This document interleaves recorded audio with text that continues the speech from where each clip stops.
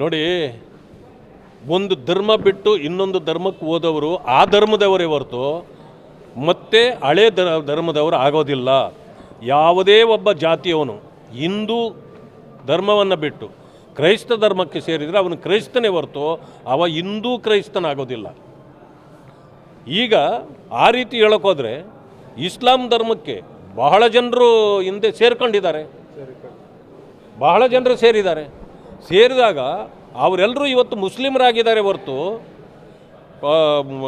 ಇಂದಿನ ಔರಂಗಜೇಬನ ಕಾಲದಿಂದ ಹಿಡಿದು ಇವತ್ತಿನವರೆಗೆ ಎಷ್ಟು ಜನ ಮುಸ್ಲಿಂ ಇದಕ್ಕೆ ಸೇರಿದ್ರು ಅವರೆಲ್ಲ ಮುಸ್ಲಿಮರೇ ಹೊರತು ಹಿಂದೂ ಮುಸ್ಲಿಮರಲ್ಲ. ಅಂದಮೇಲೆ ಕ್ರೈಸ್ತ ಧರ್ಮಕ್ಕೆ ಸೇರಿದವರು ಕ್ರೈಸ್ತರಾಗ್ತಾರೆ ಹೊರತು ಹಿಂದೂ ಕ್ರೈಸ್ತರಾಗೋದಿಲ್ಲ.